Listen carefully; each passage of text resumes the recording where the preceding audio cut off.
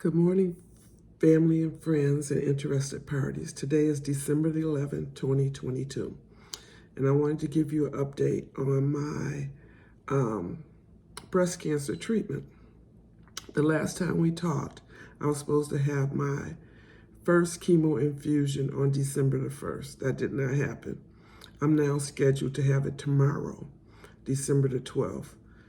And actually, I can't wait to get this party started because this is what's going to take me through to the other side to be cancer-free. So the reason why it was postponed, if you remember, I had breast cancer in the left breast and I knew what the treatment was going to be. And that was Taxol and Herceptin for my left breast. The doctor did not know what she was going to do for my right breast and had to do some additional analysis. I now know what that additional analysis is called. It's called oncotype or onco score. Yeah, it's referred to as both of those. So that score had not come back yet. So it's back now. So what the encore score is, and you don't do it for HER2 positive, because if you're HER2 positive, you're going to have chemo. That's a given. It's an aggressive cancer. She's quite a bitch, and you want to shut her down.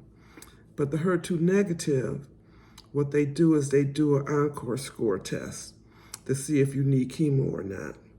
So basically, if you have, and basically what it does is, the Encore DX is a test that predicts how likely breast cancer is to spread to somewhere else in the body within 10 years of diagnosis in people who will be taking hormone therapy for at least 5 years. And I'll be taking hormone therapy because I am HR positive, which means I'm estrogen positive in both breasts. So I was going to be taking hormone therapy anyway for the left breast. So we had to find out if we needed a different chemo for the right breast, where they're going to add something to my already known breast cancer on the left side. What makes that tricky is the doctor told me that there was nothing known in the books. There's nothing in the books. And basically she was going to have to guess and figure out what she was going to do. So, Encore score, basically, if you're over 50, which I am, well over 50, a score of 0 to 25 means you're unlikely to benefit from having chemotherapy in addition to hormone therapy. And if you're 26 or above, it means you're likely to benefit from chemotherapy in addition to hormone therapy. So for women under the age of 50, a score of 0 to 15 means you're unlikely to benefit from chemo. So when I was going in to find out on the 1st what my score was, I can tell you I was extremely stressed. And I remember telling my daughter, if they come up with a score around 20-something, it may not show it on the outside, but I'm going to be extremely stressed on the inside. So as we sat there, the physician assistant came out and she told me my score was 14. Hallelujah. So basically, I need nothing. Matter of fact, if both breasts were the same, were 14, and HER2 negative, I wouldn't have to have chemo. So you've heard of women that had breast cancer and they didn't have to have chemo or radiation or anything. Well, those were the lucky people with the very low Encore score. And also it meant it has not impacted the lymph nodes. So basically the other thing, Encore score is for people who don't have any lymph node involvement, as well as being HER2 negative and estrogen positive. So what that means, let me break this down. What that means is I'm no longer, that case where she's got to go and guess how she's got to put this chemo together to make it work for me. So we're going to have the Taxol and Herceptin. So, and just so you know, what those percentages are. I just want to show you this. My left breast, which is HER2 positive, only 10% of the cancers have that. So unfortunately, I have it, but it's not in my lymph nodes and I have clear margins. So that's a good reason. And that means that's the reason why I don't have to have radiation.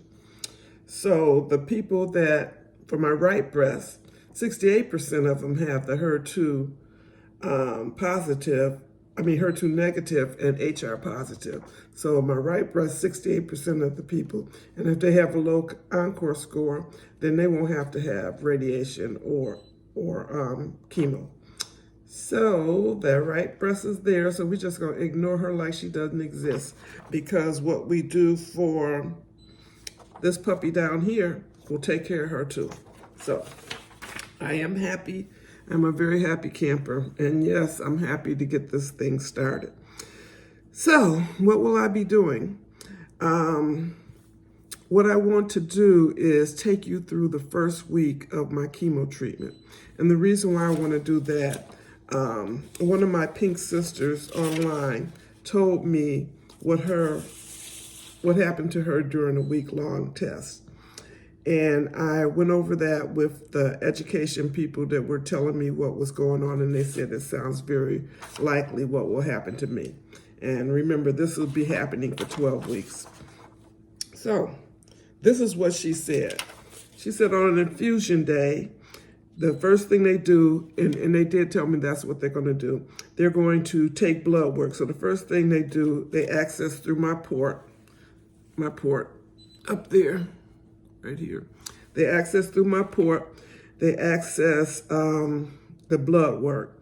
Well, the first thing I have to do with the port is I have to put this numbing medicine an hour before I go in on my port, so it doesn't feel anything, because they took some blood from it and I felt it and it wasn't fun, okay? So they, first thing they do is take blood, and they make sure they have certain things that they check right away before they start anything. And they check your white blood cells and a few other things. And what they do is they make sure that those things are okay before they start your treatment. So basically, once your blood work is okay for chemo, they review the side effects from the last visit and tweak anything needed for the pre-meds that they give you beforehand. And so, so basically what they do is they give you Benadryl to prevent allergic reaction, and she would fall asleep. And then they have Pepsid and a steroid, and then your chemo, and then fluids if you need it. So basically, the Pepsid is to keep you from having acid reflux. The Benadryl is to keep you from having an allergic reaction. And then the steroids are, I don't know what the steroids are for. And the chemo. So we know what the chemo is for. So these are all the fusions. For her, it took about 3 to 4 hours. And so basically, every Tuesday, she would go in and get all of that stuff. And then on Tuesday night, she couldn't sleep because the steroids kept her up most of the night. But she felt great through Wednesday. So Thursday, she would get extremely fatigued and have awful diarrhea. I have meds. She had meds to stop it and try to control it. But sometimes she would get, pretty dehydrated. And then she would sleep and poop Thursday and Friday and start feeling better by Saturday and have some muscle aches and pains and some dizziness. And that feels a lot like the flu. By Saturday, it all goes away and she feels great, just to start it all over again the next week.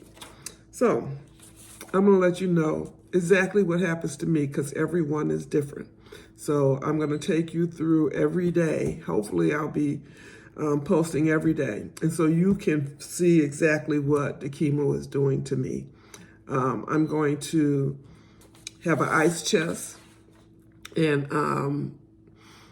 the first time my son's going with me, it's going to be 3 hours long. And if I can tolerate the chemo going forward, it'll be an hour and a half for everything. So basically, I'm going to be icing my hands and feet. And the reason for that is to prevent nerve neuropathy, which can happen with the chemo. Sort of like diabetic people, you get this tingling and numbness in your fingers and in your toes. So I will be icing those. I'll have an ice chest. That's something I learned from my Pink Sisters from my Facebook support group. And so I will be taking the ice chest in, and I will be icing my hands and feet. One of my wonderful sister friends, Alice, gave me a nice warm blanket that they have in the chemo room, you know, so I'll have my nice warm blanket that my friend Alice gave me. And I am going to tape all of that and let you guys know. So hopefully I will be getting my chemo tomorrow, December the 12th. Now, they told me that this would go for 12 weeks. And see, 12 weeks is a small amount of time where I feel like I can see the end, you know, the end of the road. But if I go in there 1 week and my blood numbers aren't right, or I'm sick or whatever, they'll put it off to the next week. And they said that's okay. You know, they shoot for 12 weeks. What I'm going to do is I got to go back to, you know, COVID style. I got to keep my distance from people. I got to wear a mask because I don't want to get sick. Because if I go in there sick, they will not give me chemo. And I want this to be over. So I'm going to protect myself as much as I can. So I won't be going out to dinner, and I'll be eating and cooking my food at home. A friend or two may bring me a dish, which will be fine. But they told me to be careful with fruit, make sure I wash it very well. Salads, you know, I got to make sure those green things are washed, so nobody else will be making me a salad. I won't be getting any salads from any restaurants or anything like that because I don't know how they wash the food. So because I will be immune compromised, you know, while taking chemo. So, guys, that's where I am. And you will hear from me tomorrow after my infusion. Hopefully I'll be able to get you some pictures inside the fusion hall. So that's where we are. Thank you and bye.